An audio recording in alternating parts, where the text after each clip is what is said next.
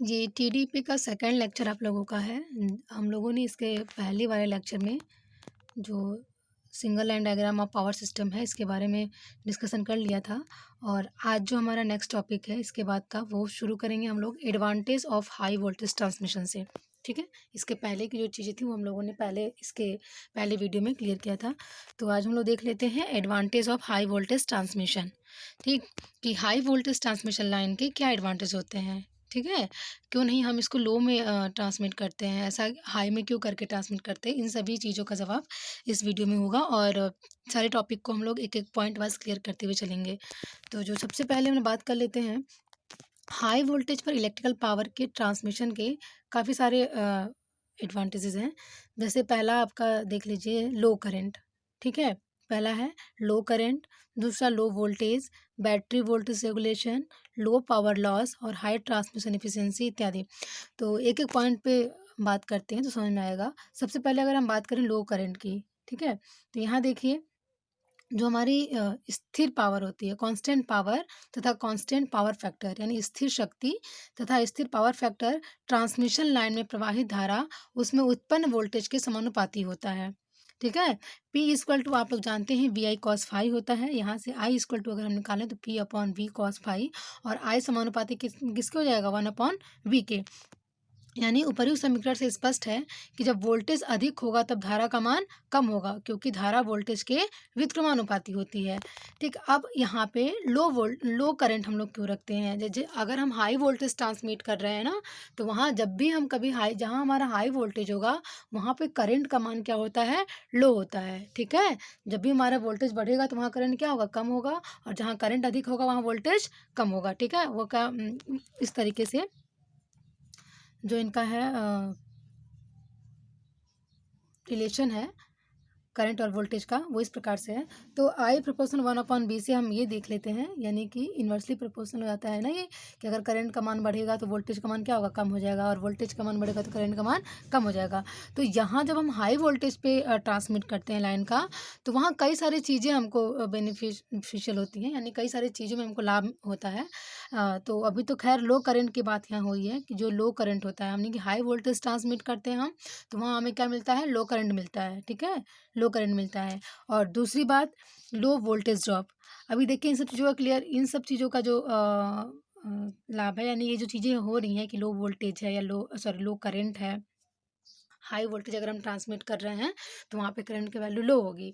तो ये कई पर्पस से इसको ध्यान रखा जाता है, तब जा करके हम हाई वोल्टेज को ट्रांसमिट करते हैं। जैसे आप कंडक्टर के मामले में देख लीजिए, अगर यहाँ हम लो करंट नहीं होगी, अगर यहाँ हाई करंट हो जाएगी, तो हमको कंडक्टर की साइज़ को भी क्या करना पड़ेगा, बड़ा रखना पड़ता है, यानी मोटा रखना पड़ता है। और जब मोटे कंडक्टर की साइज़ रखेंगे तो हमको इकोनॉमिकली भी ज़्यादा पे करना पड़ेगा। ठीक है, तो हमें जो अपना इकोनॉमिक्स को भी देखना पड़ता है। जो भी चीज़ें हम खरीदते हैं या जो भी चीज़ें हम बनाते हैं, तो उसमें हम क्या देखते हैं कि भाई हमारे पैसे का भी बचत हो और कम पैसे में अच्छी चीज़ हमको मिल जाए। ठीक है, तो वही चीज़ें हैं यहाँ पे, हम इसलिए यहाँ पे क्या होता है कि करंट तो भले ही लो होती है, ठीक, लेकिन यहाँ पे कंडक्टर की भी बचत होती है। आगे जाकर के हम जो हमारा जो ये लो हाई वोल्टेज को जब हम लो वोल्टेज में कन्वर्ट करके आगे ट्रांसमिट करते हैं गाँव में, तो फिर वहाँ करंट का मान क्या होता है, अधिक हो जाता है, जहाँ हमको जितना चाहिए होता है वहाँ मिल जाता है। तो बेसिकली हमें यहाँ ये समझना है कि लो करंट क्यों होता है यहाँ पे ना। तो लो करंट आप लोगों ने समझा कि स्थिर शक्ति तथा स्थिर पावर फैक्टर ट्रांसमिशन लाइन में प्रवाहित धारा उसमें उत्पन्न वोल्टेज के समानुपाती होता है। ठीक, आई प्रोपोर्शनल 1/V के, इसलिए जब भी हमारा वोल्टेज हाई होगा तो करंट का मान क्या होगा, लो होगा। और यहाँ हमने बात किसकी कर रहे हैं, हाई वोल्टेज ट्रांसमिशन लाइन की, यानी हाई वोल्टेज ट्रांसमिशन लाइन में करंट का मान क्या होता है, कम होता है। ठीक, नेक्स्ट बात कर लेते हैं लो वोल्टेज ड्रॉप की। लो वोल्टेज ड्रॉप यानी वोल्टेज हाई होने पर धारा का मान कम होता है, आप सभी को पता है। ठीक है, वोल्टेज हाई होने पर धारा का मान कम होता है, जिससे वोल्टेज ड्रॉप भी कम होता है। जब वोल्टेज ड्रॉप कम होंगे तो लॉसेस भी थोड़े बहुत हमारे कम होंगे। ठीक, तो वोल्टेज हाई होने पर धारा का मान कम होता है, जिससे वोल्टेज ड्रॉप भी कम होता है। इसलिए हम क्या करते हैं, हाई वोल्टेज पे ट्रांसमिट करते हैं लाइन का। अब यहाँ देखिए जो आपको दिखाया गया है वी ड्रॉप यानी voltage drop is equal to I Z, ये इन केस ऑफ एसी का दिखाया गया है समीकरण। यहाँ आपको वी बराबर आई जेड होता है। यहाँ पर देखिए अगर वोल्टेज आई जेड का मान कम होगा, ठीक है, तो वी का वोल्टेज ड्रॉप क्या होगा हमारा, वो भी कम होगा। एक दूसरे क्या होते हैं, ये समानुपाती होते हैं। ठीक है, तो ये लो वोल्टेज ड्रॉप है कि जब हम हाई वोल्टेज ट्रांसमिट करते हैं, हाई वोल्टेज पे अगर पावर को ट्रांसमिट कर रहे होते हैं तो वहाँ पे हमारा वोल्टेज ड्रॉप क्या होता है, कम होता है। ठीक है, अब नेक्स्ट हम बात करें तो जो ये होता है बेटर वोल्टेज रेगुलेशन। ठीक, हमारा जो वोल्टेज रेगुलेशन होता है वो भी अच्छा होता है अगर हम हाई वोल्टेज पे लाइन का हाई वोल्टेज या पावर का ट्रांसमिशन कर रहे हैं तो। कैसे, देखिए अधिक वोल्टेज पे क्या होता है कि धारा का मान कम होने से वोल्टेज ड्रॉप कम होता है, जिसके परिणाम स्वरूप वोल्टेज रेगुलेशन अच्छा होता है हमारा। ठीक है, इसलिए भी हम क्या करते हैं कि हाई वोल्टेज पे पावर को ट्रांसमिट करते हैं। नेक्स्ट है लो पावर लॉसेज, यानी ट्रांसमिशन लाइन में हाई वोल्टेज पर पावर को ट्रांसमिट करने से उसमें हानियाँ कम होती हैं। ठीक, ट्रांसमिशन लाइन में हाई वोल्टेज पर पावर को ट्रांसमिट करने से उसमें लॉसेस जो होता है वो कम होता है, क्योंकि हाई वोल्टेज पर धारा का मान कम होने से उसमें हानियाँ कम होंगी। ठीक, तो पी लॉस इक्वल टू क्या हो जाएगा, आई स्क्वायर आर, यानी दोनों क्या होती हैं, दूसरे के समानुपाती होती हैं। पावर का मान कम होगा तो लॉसेस भी कम होंगी। ठीक, और पावर का मान अधिक होगा तो लॉसेस भी क्या होंगी, अधिक होगी। ठीक है ना, तो यहीं पे ये यानी लो पावर लॉस कि ट्रांसमिशन लाइन में हाई वोल्टेज पे पावर को ट्रांसमिट करने से क्या होता है, उसमें हानियाँ कम होती हैं। अगर हम उसी को क्या करेंगे, लो पावर पे ट्रांसमिट करेंगे तो हानियाँ हमारी, जैसे कि यहाँ पे दिखाया गया ना कि हाई वोल्टेज से पावर को अगर ट्रांसमिट करने से उसमें हानियाँ कम होती हैं। अगर लो वोल्टेज पे ट्रांसमिट करेंगे तो उसमें क्या होगा, आई स्क्वायर आर लॉसेस बढ़ जाते हैं। तो इस लॉसेस को कम रखने के लिए भी हम क्या करते हैं, हाई वोल्टेज पर पावर को ट्रांसमिट करते हैं। नेक्स्ट है आपका high transmission efficiency. High voltage पे क्या होता है, ट्रांसमिशन लाइन में पावर को ट्रांसमिट करने से कम लॉसेस होता है। ठीक, जैसे कि ऊपर अभी आप लोगों को बताया गया था, जिसमें रिसीविंग स्टेशन पर अच्छा वोल्टेज प्राप्त होता है, जिससे ट्रांसमिशन इफिशियंसी में सुधार होता है। नेक्स्ट होता है सेविंग ऑफ कंडक्टर मटेरियल। जैसा कि अभी ऊपर आप लोगों को बताया गया था ना कि जो लो करंट रखते हैं हम लोग, क्यों यहाँ पे लो करंट रखते हैं, तो यहाँ देखिएगा इसमें समझ में आ जाएगा आप लोग को क्यों ऐसा होता है। सेविंग ऑफ कंडक्टर मटेरियल में कि ट्रांसमिशन लाइन में हाई वोल्टेज पर पावर को ट्रांसमिट करने से धारा का मान कम होता है, और धारा कम होने पर चालक में क्या होता है, धारा घनत्व यानी करंट डेंसिटी कम हो जाती है, तथा हमें पावर को ट्रांसमिट करने के लिए पतले तारों की आवश्यकता पड़ती है। ठीक है, जिससे चालक तार में बचत होती है तथा इसकी कीमत में भी कमी आती है। यहाँ पे क्या करते हैं, हाई वोल्टेज जब हम ट्रांसमिट करते हैं तो करंट हमारी वहाँ लो होती है, तो उसके लिए हमें पतले तार का यूज़ करना पड़ता है। अगर यहीं हम हाई पावर पे ट्रांसमिट ना करके लो पावर पे ट्रांसमिट करेंगे तो क्या होगा, यहाँ पे हमको मोटे तार की आवश्यकता पड़ेगी, और ये महंगे भी होते हैं। ठीक है, कीमत भी हमको अधिक हो जाता है, इसलिए यहाँ पे क्या रखते हैं हम कि हाई वोल्टेज पे ट्रांसमिट करते हैं। इससे क्या फ़ायदा है कि हमें पावर को ट्रांसमिट करने के लिए पतले तारों की आवश्यकता पड़ती है अगर हम हाई वोल्टेज पे ट्रांसमिट करते हैं तो, जिसमें चालक में भी बचत होती है और इसकी कीमत में भी कमी आती है। तो इन सभी चीज़ों को ध्यान में रखते हुए हम क्या करते हैं, हाई वोल्टेज पर पावर को ट्रांसमिट करते हैं। सेविंग ऑफ अदर मटेरियल, मतलब इसके साथ साथ और चीज़ों का भी होता है, जैसे हाई वोल्टेज पर करंट कम होने से हमें पतले तारों का यूज़ करना होता है। इसमें चालक का भार कम हो जाता है, भार कम होने से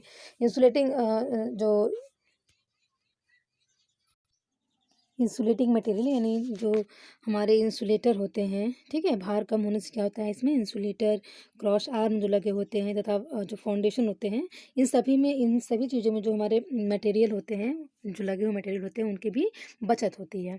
ठीक, तो ये सारी चीज़ें आपकी हैं जो कि एडवांटेज होते हैं हाई वोल्टेज पे पावर को ट्रांसमिट करने के। तो इन सब चीज़ों को आप ध्यान रखिएगा। जो अब नेक्स्ट जो हमारा टॉपिक है ये हम बात कर लेते हैं, high voltage direct current transmission. ठीक, ये HVDC लाइन क्या होती है। अभी हम लोगों ने क्या बात की थी कि हाई वोल्टेज पर पावर को ट्रांसमिट करने के क्या लाभ होते हैं। ठीक है, हम क्यों पावर को हाई वोल्टेज पे ट्रांसमिट करते हैं। ठीक है, ये तो हमने बात कर ली। अब हम बात करते हैं HVDCT यानी high voltage direct current transmission. ठीक, यानी DC की बात हो रही है। ठीक, DC लाइन को अगर हम हाई वोल्टेज पे ट्रांसमिट करते हैं या उसकी क्या प्रोसेसिंग क्या होती है, इन सब के बारे में भी देखेंगे। HVDCT यानी high voltage direct current transmission line parameters और कांस्टेंट। जो HVDC होती है ये जो लाइन होती है ये कैसी होती है, किस तरीके से बनावट होती है, कहाँ कब इसको हम अपनी ज़रूरत के हिसाब से कैसे यूज़ करते हैं, इन सभी चीज़ों को देखेंगे, और लाइन पैरामीटर्स कौन कौन से होते हैं उसके बारे में भी जानेंगे। तो सबसे पहले बात कर लेते हैं हम लोग HVDCT मतलब high voltage direct current transmission की। ये क्या होता है, ठीक है, देखिए प्रैक्टिकली हम लोग क्या देखते हैं, व्यवहारिक स्तर पर क्या देखते हैं कि जनरेशन तथा यूटिलाइजेशन में जो हमारा प्रोडक्शन होता है इलेक्ट्रिसिटी का, प्रोडक्शन और जो उसका हम यूज़ करते हैं उसमें एसी करंट सभी प्रकार से अधिक इकोनॉमिकल होती है। यानी कि हम अधिक, आप लोगों ने जहाँ भी देखा होगा, जो भी चीज़ें हम यूज़ करते हैं घर में, जो भी चीज़ें यूज़ करते हैं इलेक्ट्रिक की जो चीज़ें होती हैं उनमें हमें क्या चाहिए होता है, एसी करंट हमारा चाहिए होता है वहाँ पे, ठीक है। तो यही इसमें बताया गया है कि जो व्यवहारिक स्तर होता है, प्रैक्टिकली स्तर पे क्या होता है कि जनरेशन तथा यूटिलाइजेशन में हम एसी करंट सभी प्रकार से अधिक मितव्ययी होती है, यानी इकोनॉमिकल होती है। परंतु लंबी ट्रांसमिशन लाइन के लिए, ठीक, परंतु लंबी ट्रांसमिशन में हाई वोल्टेज वाली एसी की अपेक्षा हाई वोल्टेज डीसी अधिक मितव्ययी होती है, ठीक। ये बात किसके लिए हो रही है? वैसे तो जो अच्छी होती है हमारे लिए एसी ट्रांसमिशन लाइन ही अच्छी होती है, लेकिन जब हमको ज़्यादा दूरी पे ट्रांसमिट करना होता है पावर को, वहाँ के लिए हम क्या करते हैं, वहाँ पे एसी की जगह डीसी का यूज़ करते हैं, ठीक है। हाई वोल्टेज डीसी पावर का यूज़ करते हैं, ठीक। तो इस चीज़ को ध्यान रखिएगा, डीसी एसी हमारी अच्छी होती है, हर जगह इसका यूज़ किया जाता है, लेकिन कहाँ पे डीसी का यूज़ करते हैं, जहाँ हमको बहुत दूर के लिए पावर को ट्रांसमिट करना होता है। तो यही चीज़ यहाँ बताई गई है कि परंतु लंबी ट्रांसमिशन में हाई वोल्टेज वाली एसी की अपेक्षा हाई वोल्टेज डीसी अधिक मितव्ययी होती है, यानी अधिक इकोनॉमिकली होती है। इस कम कीमत को बनाए रखने के लिए इस प्रकार के ट्रांसमिशन में लो वोल्टेज एसी को हम स्टेप अप ट्रांसफार्मर की हेल्प से, ठीक है, लो वोल्टेज एसी को, जो जनरेटेड वोल्टेज होता है, जो हमारा 11 केवी जनरेटेड वोल्टेज होता है उसकी बात कर रहे हैं, यानी लो वोल्टेज एसी को क्या करते हैं, स्टेप अप ट्रांसफार्मर की हेल्प से हाई वोल्टेज में कन्वर्ट करते हैं। इसके पश्चात उसे रेक्टिफायर की सहायता से हाई वोल्टेज डीसी में परिवर्तित कर लिया जाता है तथा ट्रांसमिशन लाइन की सहायता से रिसीविंग स्टेशन पर हाई वोल्टेज डीसी को ट्रांसमिट किया जाता है। अब रिसीविंग स्टेशन पर इन्वर्टर लगा होता है जो एचवीडीसी पावर को हाई वोल्टेज एसी पावर में चेंज करता है, जिसे स्टेप डाउन ट्रांसफार्मर के द्वारा लो वोल्टेज पावर में चेंज कर लिया जाता है। अब यहाँ पे जो आपको एक ब्लॉक डायग्राम दिखाया गया है एचवीडीसी पावर ट्रांसमिशन लाइन का, ठीक है, इसको ब्लॉक डायग्राम से भी हम समझ सकते हैं, जो भी ऊपर हम लोगों ने एक्सप्लेनेशन किया था इसी का ये ब्लॉक डायग्राम है, यहाँ पर भी आप लोग समझ सकते हैं। देखिए सबसे पहला क्या है आप लोग का, यहाँ पे ये है आपका इलेक्ट्रिकल पावर जनरेशन, जहाँ पे हमको 11 केवी जनरेट हुआ, ठीक। इसके बाद हम क्या करते हैं, इस 11 केवी जनरेट होता है, इसको हम क्या करते हैं, स्टेप अप ट्रांसफार्मर से बढ़ा करके आगे ट्रांसमिट करते हैं, ठीक है। यहाँ पे हमने क्या किया, स्टेप अप ट्रांसफार्मर से जो जनरेटेड वोल्टेज है उसको हमने बढ़ाया, अब इसके बाद उसको आगे ट्रांसमिट किया, यानी कि जो हमको जो जनरेटेड वोल्टेज है वो कौन सा है, हमको वहाँ पे एसी मिलता है, ठीक है। वहाँ तो जनरेट तो हमारा डीसी होता नहीं है, एसी होता है। जो पावर स्टेशन पे जो हमारी पावर जनरेट होती है वो क्या होती है, एसी होती है। तो अब हम क्या किए, स्टेप अप ट्रांसफार्मर से उस एसी स्टेप अप ट्रांसफार्मर से क्या किया, 11 केवी को हमने बढ़ा दिया, 132 केवी में कन्वर्ट कर दिया, या जितने में हमको कन्वर्ट करके आगे ट्रांसमिट करना होगा डिस्टेंस के हिसाब से उतने में हमने कन्वर्ट कर लिया, ठीक। अब स्टेप अप ट्रांसफार्मर से हमने स्टेप अप कर लिया, यानी लो वोल्टेज को हाई में कन्वर्ट कर लिया। इसके बाद क्या कर लेते हैं हम, रेक्टिफायर हमारा आगे लगा रहता है, वो रेक्टिफायर क्या कहता है, एचवीएसी को, हाई वोल्टेज एसी को क्या करता है, हाई वोल्टेज डीसी में कन्वर्ट कर देता है। ये रेक्टिफायर एचवीएसी को एचवीडीसी में कन्वर्ट करके आगे ट्रांसमिट करता है। अब ये जो आपको लाइन दिख रही है एचवीडीसी वाली, ये लाइन अब कौन सी हो गई, एचवीएसी से कन्वर्ट होकर के एचवीडीसी वाली लाइन हो गई, ठीक है। और हाई वोल्टेज की लाइन हो गई, हाई वोल्टेज डायरेक्ट करंट की लाइन हो गई। अब यहाँ पावर ट्रांसमिशन लाइन आपको दिख रहा होगा, यहाँ से ट्रांसमिट हुआ, जितने डिस्टेंस के लिए हमको ट्रांसमिट करना है उतने डिस्टेंस के लिए ट्रांसमिट हो गया। अब इन्वर्टर के जहाँ हमको सब स्टेशन पे इस पावर को देना होता है, हम सब स्टेशन पे पहुँच जाते हैं, वहाँ पे क्या होता है कि इन्वर्टर लगा होता है। इन्वर्टर का काम क्या होता है कि ये एचवीडीसी को एसी में कन्वर्ट कर देता है, क्योंकि आगे हमको यूज़ के लिए चाहिए, कंज्यूमर को भेजना है या कहीं अलग इंडस्ट्रियल एरिया को भेजना है, तो वहाँ पे हमको एसी चाहिए होगी। तो अब वहाँ हम क्या करते हैं कि इन्वर्टर के माध्यम से एचवीडीसी को एचवीएसी में कन्वर्ट कर लेते हैं, यानी हाई वोल्टेज डायरेक्ट करंट को हाई वोल्टेज अल्टरनेटिंग करंट में कन्वर्ट कर लेते हैं। और फिर आगे क्या करते हैं, स्टेप डाउन ट्रांसफार्मर के माध्यम से जो हाई वोल्टेज होता है उसको लो वोल्टेज में कन्वर्ट करके आगे यूटिलाइजेशन के लिए दे देते हैं हम, ठीक। तो ये आपका ब्लॉक डायग्राम है, यानी यूज़ के लिए कंज्यूमर को दे देते हैं। यूटिलाइजेशन मतलब क्या होता है, उपयोग किसका, जो हमारा पावर आ रहा है उनका उपयोग किस प्रकार से करेंगे, औद्योगिक एरिया में भेज करके, कंज्यूमर के पास भेज करके, कुछ रूरल एरिया में भेज करके, तो डिमांड के हिसाब से जैसे जैसे जिसको जो ज़रूरत पड़ती है उस हिसाब से हम उसको डिस्ट्रीब्यूट कर देते हैं, ठीक। तो ये आपका जो प्रोसीजर यहाँ पे दिखाया गया, ये जो प्रोसेस है ये पूरा क्या है, एचवीडीसी का है, ठीक। इस ब्लॉक डायग्राम को आप लोग याद रखेंगे, जिसको अच्छे से आप एक्सप्लेन भी कर सकते हैं और इसके बारे में आराम से लिख सकते हैं। तो ये रहा आपका HVDC, ठीक। यानी HVDC ट्रांसमिशन में हाई वोल्टेज रेक्टिफायर तथा इन्वर्टर को डिज़ाइन करना होता है, ठीक है। HVDC ट्रांसमिशन में क्या करना पड़ता है हमको, हाई वोल्टेज रेक्टिफायर तथा इन्वर्टर को डिज़ाइन करना होता है, जबकि AC के लिए ऐसा नहीं करना होता है, जो कि बहुत ही जटिल तथा महंगी प्रक्रिया है, जिसमें हाई वोल्टेज DC ट्रांसमिशन महंगा पड़ता है, ठीक है। लेकिन फिर भी हम इसका यूज़ करते हैं, कहाँ करते हैं, जो बहुत ज़्यादा दूर, बहुत दूरी के लिए हमको जब ट्रांसमिट करना होता है, वहाँ हम इसका यूज़ करते हैं, यानी रेयर कहीं-कहीं पर। वैसे के लिए अगर हमको वैसे ट्रांसमिशन करना हो पावर का, तो AC का यूज़ करते हैं। बट आप लोग ध्यान रखिएगा, DC का यूज़ हम कब करते हैं, DC ट्रांसमिशन लाइन का यूज़ तब करते हैं जब हमें काफ़ी डिस्टेंस के लिए पावर को ट्रांसमिट करना पड़ता है। नेक्स्ट आप लोग देख लीजिए लाइन पैरामीटर्स क्या होते हैं। लाइन पैरामीटर्स और कांस्टेंट्स। लाइन पैरामीटर क्या होता है, कि किसी ट्रांसमिशन लाइन को, जो हमारे ट्रांसमिशन लाइन होते हैं, ये लाइन पैरामीटर और कांस्टेंट्स जो बताया जा रहा है, जो हम बताने जा रहे हैं, ये जो हम ट्रांसमिशन लाइन जो हमारी होती है, उनमें कौन-कौन सी ये कह लीजिए कौन-कौन से एलिमेंट जुड़े हुए रहते हैं, किन-किन और जितने भी उसके पैरामीटर्स होते हैं, ठीक है? कौन-कौन सी चीज़ों से मिल कर के वो बना होता है, उनके लिए किन-किन चीज़ों की आवश्यकता होती है बेसिकली, जैसे क्रॉस आर्म हो जाता है, इंसुलेटर हो जाता है, ठीक? काफ़ी बड़े-बड़े पोल हो जाते हैं, टावर हो जाते हैं, उन सभी को हम इसमें पढ़ेंगे, देखेंगे कि जो हमारे लाइन पैरामीटर्स होते हैं, वो कौन-कौन से होते हैं। तो किसी ट्रांसमिशन लाइन को 3 इलेक्ट्रिकल कंपोनेंट द्वारा प्रदर्शित किया जाता है, जो क्रमशः रेजिस्टेंस, इंडक्टेंस तथा कैपेसिटेंस होते हैं, ठीक है।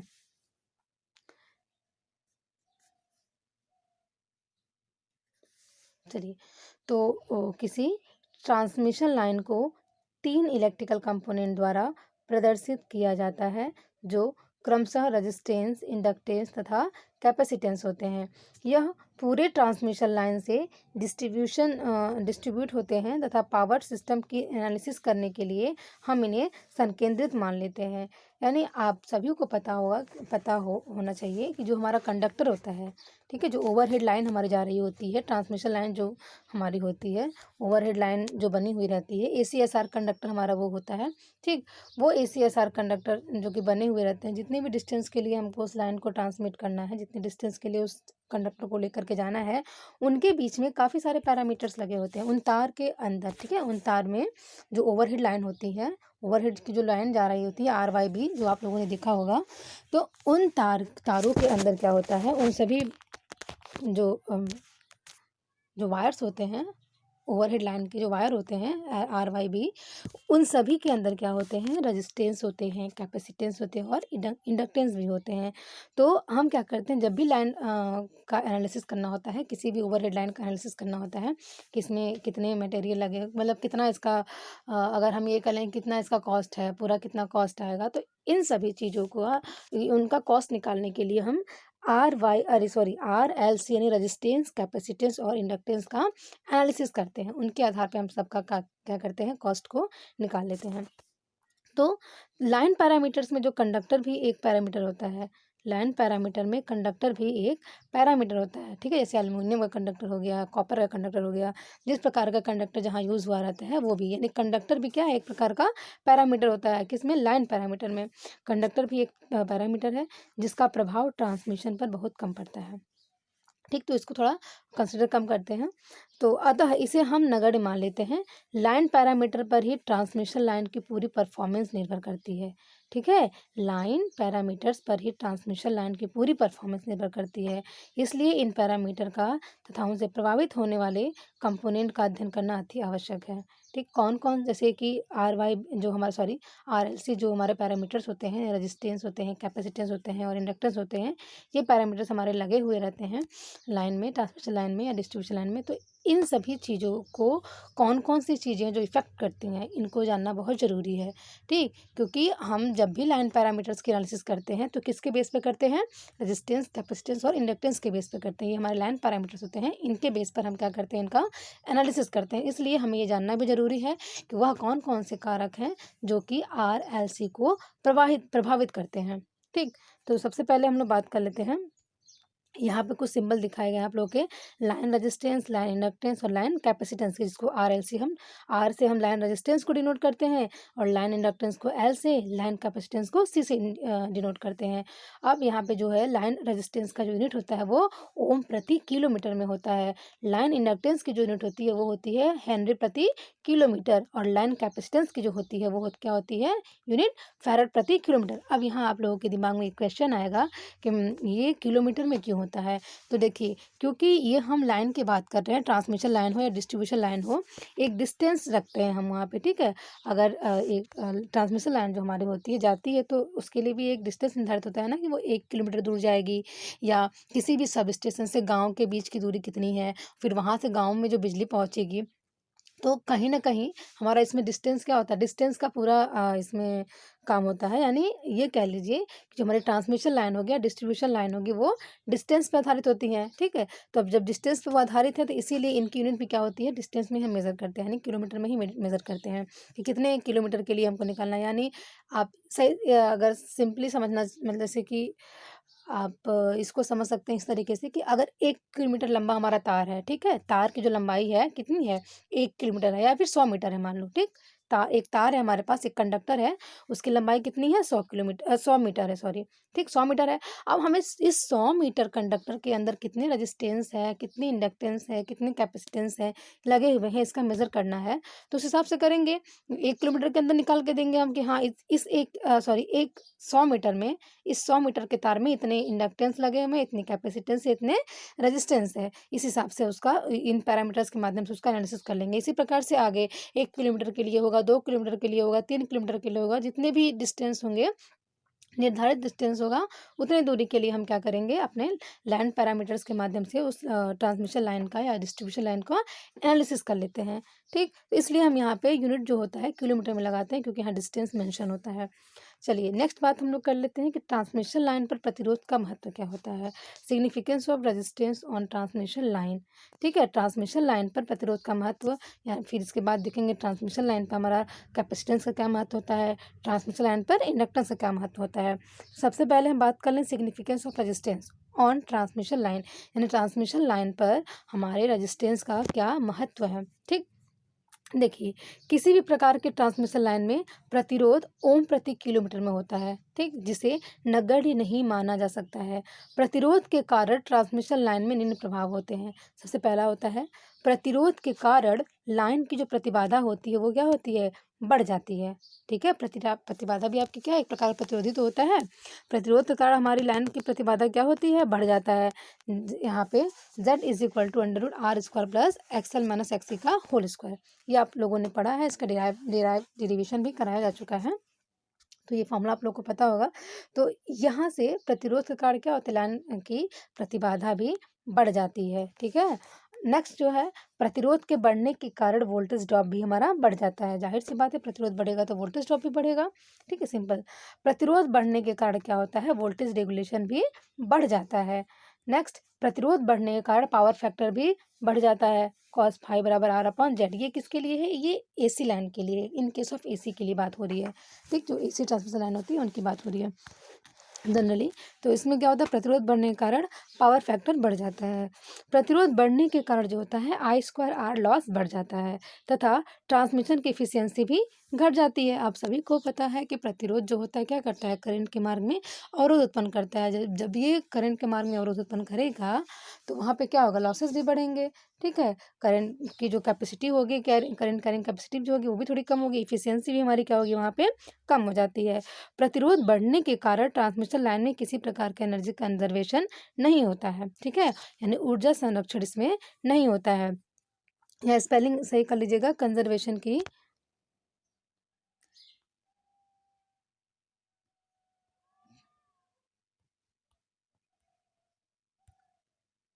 कंजर्वेशन, ठीक है, TION है। तो ये कंजर्वेशन है ना, ऊर्जा संरक्षण नहीं होता है। प्रतिरोध बढ़ने के कारण ट्रांसमिशन लाइन में किसी प्रकार का ऊर्जा संरक्षण नहीं होता है। तो ये आपके महत्व होते हैं जो कि रेजिस्टेंस के हैं, किसमें, ट्रांसमिशन लाइन पे, ठीक। नेक्स्ट जो आप लोग का है, significance of inductance on transmission line. Transmission line में जो हमारा इंडक्टेंस है उसका क्या महत्व है इसको देख लेते हैं। ट्रांसमिशन लाइन में इंडक्टेंस जो होता है हेनरी प्रति किलोमीटर में होता है, जो लाइन को निम्न प्रकार प्रभावित करता है। पहला, इंडक्टेंस के कारण ट्रांसमिशन लाइन में इंडक्टिव रिएक्टेंस क्या होता है उत्पन्न हो जाता है, और इंडक्टेंस के कारण ट्रांसमिशन लाइन का पावर फैक्टर घट जाता है। जैसा कि फॉर्मूले में आप लोग के सामने स्पष्ट है, cos phi equal to R upon Z equal to R by R बराबर जेड का मान आप लोगों पर अभी इम्पीडेंस की का मान जानते ही हैं, under root R square plus XL minus X का होल स्क्वायर। जो ये RLC resonance series circuit, RLC series circuit होती है रेजोनेंस वाला, उसमें ये फॉर्मूला होता है, वहाँ से आप लोग उसको देख लीजिएगा। इंडक्टेंस के इफेक्ट से पावर फैक्टर लैगिंग हो जाता है, ठीक है। इंडक्टेंस के इफेक्ट से क्या होता है, पावर फैक्टर लैगिंग हो जाता है। इंडक्टेंस के कारण ट्रांसमिशन लाइन सेंडिंग इन की अपेक्षा रिसीविंग इन पर वोल्टेज घट जाता है। इंडक्टेंस के कारण क्या होता है, ट्रांसमिशन लाइन में सेंडिंग इन की अपेक्षा रिसीविंग इन पर वोल्टेज क्या होता है, कम हो जाता है। और इंडक्टेंस के कारण ट्रांसमिशन लाइन में इलेक्ट्रिकल लॉस भी कम होती है। इंडक्टेंस के कारण क्या होता है, ट्रांसमिशन इफिशियंसी बढ़ जाती है, ठीक है। इसलिए इतना महत्व होता है हमारे इंडक्टेंस का ट्रांसमिशन लाइन में। नेक्स्ट बात करें significance of capacitance of transmission line. Transmission line में कैपेसिटेंस का क्या है कि ट्रांसमिशन लाइन में कैपेसिटेंस फैराड प्रति किलोमीटर में होता है, जो ट्रांसमिशन लाइन को निम्न प्रकार प्रभावित करता है। पहला है, कैपेसिटेंस के कारण जो होता है ट्रांसमिशन लाइन में कैपेसिटेंस रिएक्टेंस जो होता है बढ़ जाता है, ठीक है, जो लाइन के इम्पीडेंस को घटाता है। जब लाइन के इम्पीडेंस, क्योंकि देखिए यहाँ पे क्या कर रहा है, लाइन के इम्पीडेंस को घटा रहा है। लाइन के इम्पीडेंस को घटाएगा तो हमारा प्रतिरोध भी क्या होगा, कम होगा वहाँ पे। जब प्रतिरोध वहाँ कम होगा तो हमारा करंट भी अच्छे से फ्लो हो पाएगा। तो कैपेसिटेंस के कारण ट्रांसमिशन लाइन का पावर फैक्टर क्या होता है, लीडिंग हो जाता है। कैपेसिटेंस के कारण वोल्टेज ड्रॉप क्या होता है, कम होता है। और कैपेसिटेंस के कारण रिसीविंग इंड पर वोल्टेज सेंडिंग इंड से ज़्यादा होता है, जिसे फेरेंटी इफेक्ट भी कहते हैं, ठीक है। इसी को फेरेंटी इफेक्ट कहते हैं, जिसके कारण ये होता है कि कैपेसिटेंस के कारण रिसीविंग इंड पर वोल्टेज जो होता है सेंडिंग इंड से ज़्यादा होता है, जिसे फेरेंटी इफेक्ट कहते हैं। कैपेसिटेंस के कारण जो होता है वोल्टेज रेगुलेशन घटता है तथा ऋणात्मक भी हो सकता है। कैपेसिटेंस के कारण क्या होता है, ट्रांसमिशन की एफिशिएंसी बढ़ जाती है। तो हम RLC का जो यूज़ है इस प्रकार से ट्रांसमिशन लाइन में होता है। इनके महत्व हैं, इन सभी को आप अच्छे से पढ़ लीजिएगा, याद कर लीजिएगा, ठीक है। नेक्स्ट जो हमारा टॉपिक है,